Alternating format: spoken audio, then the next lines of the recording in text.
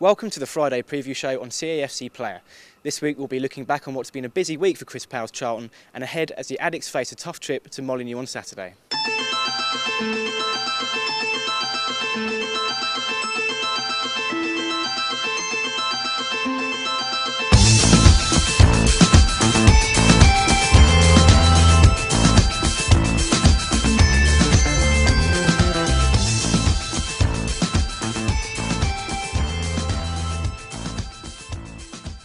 Following disappointment of Charlton's home defeat to Barnsley, Chris Powell's men had an early opportunity to put things right with a visit to Ellen Road to face Leeds United.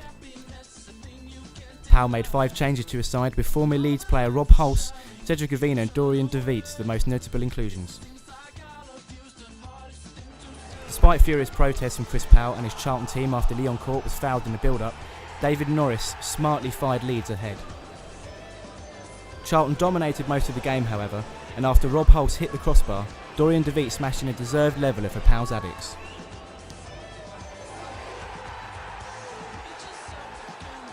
Despite their best efforts, Charlton couldn't find a winner, and the Addicts left Ellen Road with a point and plenty of credit. Goalscorer Dorian De Viet believed Charlton need to build on their display. We could have gone home with the 3 points. We had good chances. On counter-attack we did very well tonight, but it didn't go that way, so we have to take 1 point and we're happy. And finally, you've got Wolves coming up at the weekend, and that's another tough game away from home, but Charlton don't have any problems on the road, do they? Yeah, you're right, this season we're doing quite well. We won at Blackpool also, and as you say, it's going to be a very tough game there. They've got a very strong side, but we have to get ready for the game and fight like all the game. Speaking exclusively to CAFC Player, Addicts boss Chris Powell admitted he is looking forward to the challenge of facing one of the Championship's elite clubs this weekend. You know, it's a good place to play. I remember playing there many moons back when we were in the Championship, when we won it in 2000, we won 3-2. It's a good place to play, good pitch, a bit similar to Leeds. You know, the crowd will kind of get behind the team.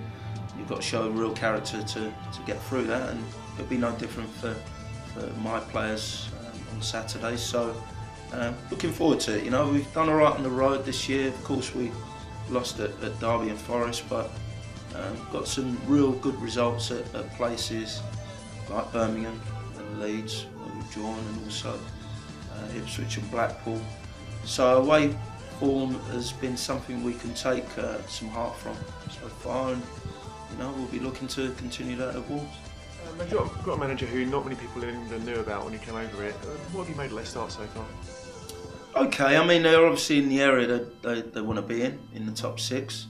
Of course, when you come down from the Premier League, you want to bounce straight back. So they're in the area they want to be in. Of course, you know, Leicester and Cardiff are kind of leading the way with that respect, but in and around it. But the last couple of results, they drew with Bolton last minute, which would have hit them hard. They lost away at Huddersfield. They lost to Palace recently at home. So it's an arena where we can look at other results and teams that have gone there, and you know, look to sort of carry on their disappointments at home, and for us to look for 3 points. You know, we've been doing that, and the way we've set up's been good. So. You know, but they've got good players, you know, and up front with Doyle and Ebanks Blake, they're 2 players that score goals at this level. So our players will really have to be on their guard. But you know, I'm looking at us. I'm looking at how we can carry on improving. You know, definitely at home, but on the road, you know, that's our next game, and that's the one we're preparing and looking forward to. And it's something that you know, we just have to carry on doing our best at. There have been some famous games involving Wolves and Charlton in the past, but few were quite as dramatic as that one in March 2008 on this very pitch behind me. Alan Pardew was in charge of an Addicts side which lost 3-2 in incredible circumstances in front of the television cameras. Oliver John, Henry. Keogh timed his run cleverly, and an instant cross, and Ebanks Blake, Jarvis in the clear, oh, but he won't be needed! Decisively dispatched by Sylvain Ebanks Blake, and Wolves lead in the valley. Didn't give it a second thought. Andy Keogh got him behind, but Ebanks Blake still had a lot to do. Just the slightest of slips by Holford yielded him a yard, and that was all he needed. And Blake has scored 8 times for Wolves now. They lead with a quarter of an hour played. McCarthy and Sodji are in there too. Ambrose takes towards McCarthy, couldn't direct it. Thomas will retrieve. Taking on Gray, hit by Holford. Oh yes, clean as a whistle.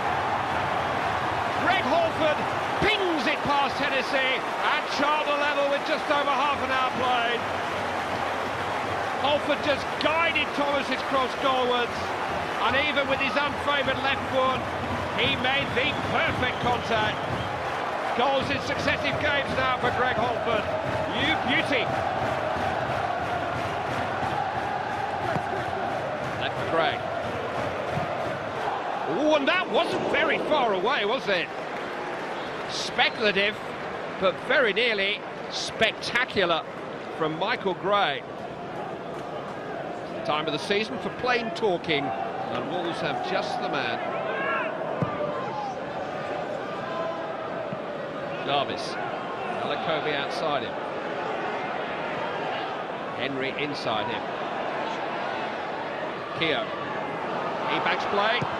Oh, Willings! Henry, no! Oh, Carl Henry. What's the old one about hoping the ground will open up? It was an open goal. It looked like Ebanks Blake had conjured up another goal out of nothing. Only the post denied him, only that anxious finish by Henry denied Wolves. Ouch. Difficult to keep a lid on it in late March.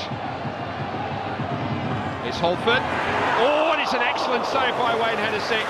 That really stretched the young Welshman.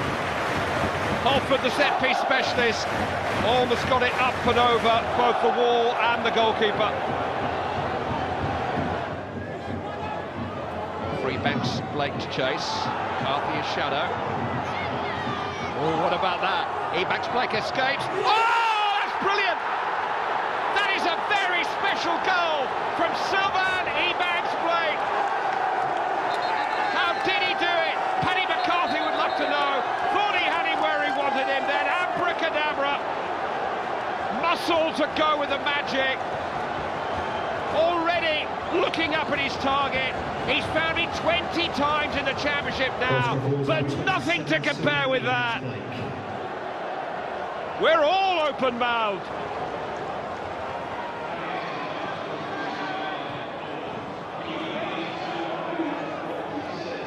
Alakobi had to play it. The throw is as good as a corner in the hands of Greg Holford.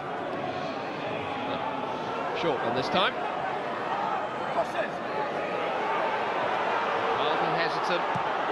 Sodji had to heave it forward. Leiter's there. Oh, and Leroy Leiter's first goal for Charlton has tied it up again. An equaliser in stoppage time that could mean the world to Charlton Athletic. Something out of nothing. The most hopeful of high balls. Leiter head and shoulders above the crowd.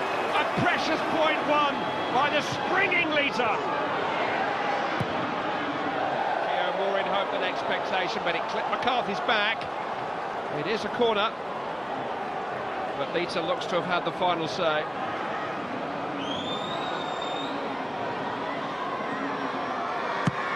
Eastwood takes. Kyle arriving. Oh, off the line by Holland. Hit the post, I think. I'm not sure Matty Holland knows for sure. It was Kevin Kyle who came crashing in. Not sure Holland got a touch at all. Came off Thatcher in the end. Almost a Wolves winner. All eyes on the referee. Kyle, onside. Both teams still looking for a decider. Kyle's cross. Henry! Unbelievable! Unbelievable! That's surely won it for Wolves. Mick McCarthy thinks so. It's a match they've had to win 3 times over. Now, was Kyle onside? Yes. Good call by the linesman. Sodji played him on. Charlton caught chasing the glory for themselves, but that belongs to Wolverhampton Wanderers.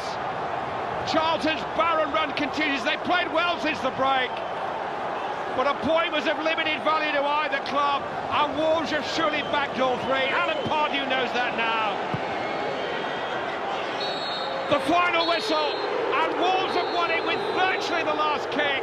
Carl Henry the match winner. What a match! Charlton sinking in mid-table. Wolves re-enter the top six. Both managers almost speechless. Charlton head to Molineux without the injured Ricardo Fuller, who damaged his hamstring in the closing minutes against Barnsley on Saturday. The Addicks are boosted by the news that Dale Stephens, who was injured in the warm-up against Leeds, will be fit for the trip to Wolves.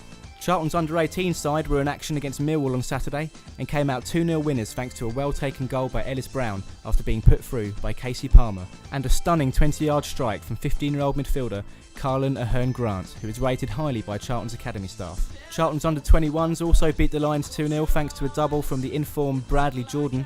After some questionable goalkeeping for his first strike, there was no stopping his second as the young midfielder hit a brilliant 25-yard free kick that struck the underside of the bar before finishing up in the net. Nathan Jones was in charge of the Charlton side that travelled to Chatham in the Kent Senior Cup and included vice-captain Matt Taylor in the starting lineup.